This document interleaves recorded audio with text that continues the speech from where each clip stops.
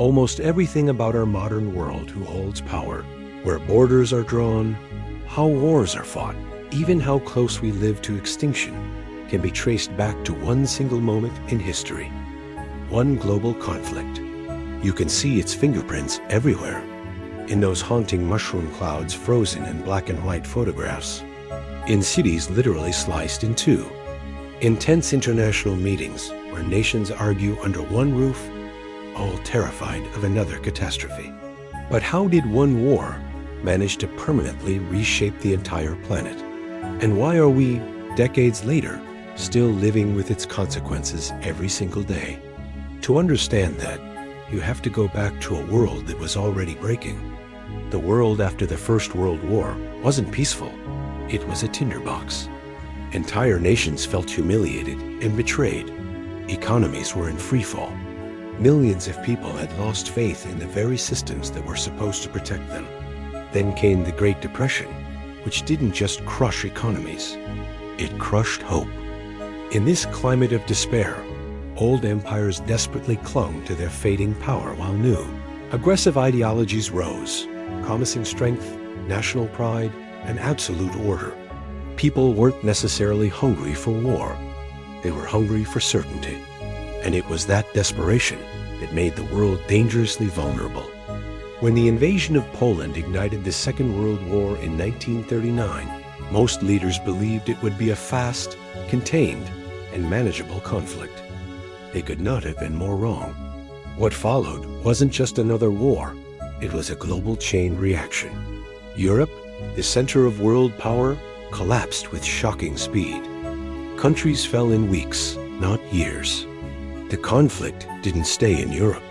It dragged in colonies and territories from across the globe.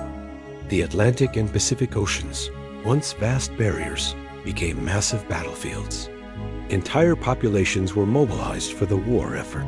This wasn't a regional conflict fought between armies anymore. This was something new. This was total war. For the first time in history on this scale, the line between soldier and civilian was deliberately erased. Cities themselves became targets, weapons in a war of attrition and terror. Industry became just as critical as infantry. Bombers erased entire neighborhoods from the map overnight. Propaganda machines worked relentlessly to reshape reality and demonize the enemy. And governments began to openly decide who deserved to live and who deserved to die.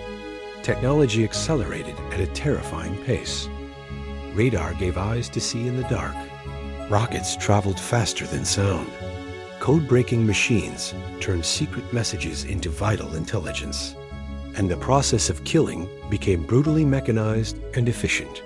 The thin line between human innovation and pure destruction simply vanished. And then, humanity crossed a line from which it could never return. In a single blinding flash of light, a new kind of bomb erased an entire city from existence. Then, a few days later, another. The war ended much faster than it might have otherwise, but the world that emerged was infinitely more dangerous. For the first time, human beings held in their hands the power to cause their own extinction. Victory came with a terrifying new kind of fear. The peace that followed wasn't built on trust or diplomacy. It was built on the horrifying logic of mutual assured destruction.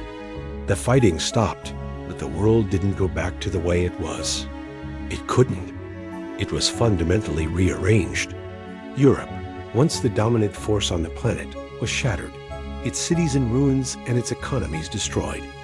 The old colonial empires, already weakened, collapsed almost overnight, giving birth to dozens of new nations. And from the ashes of the old world, two new superpowers rose, the United States and the Soviet Union. They stood on opposite sides of the globe, staring each other down, armed with incompatible ideologies and planet-killing weapons. The Cold War didn't begin with a formal declaration. It began with suspicion, espionage, and a struggle for influence that carved the world into two opposing blocs. Borders were redrawn by political convenience. Nations were split in half Germany, Korea, Vietnam, and direct confrontation between the superpowers was replaced by brutal proxy wars fought in other countries.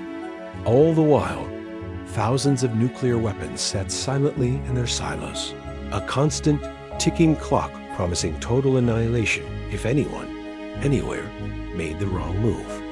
To prevent another global disaster, humanity tried something it had never truly attempted before.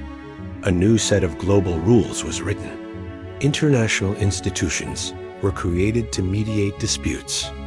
The concept of war crimes was formalized and prosecuted at Nuremberg. An idea began to take hold that some actions are so horrific they are unforgivable, no matter who commits them. The United Nations was born directly from the ashes of this destruction, a desperate attempt to ensure it would never happen again. But even with these new institutions, conflict never stopped. Because World War II didn't end history, it redefined it. The military alliances we see today, like NATO, are direct descendants of the post-war order. Many of the world's most intractable territorial disputes, from Eastern Europe to East Asia, have their roots in decisions made in the 1940s. The nuclear standoffs that dominate headlines are a continuation of the same atomic fear, born in 1945. We aren't living in a world asterisk after asterisk World War II. We are living asterisk inside asterisk, its long, sprawling aftermath. The war didn't just change the map. It fundamentally changed how power works.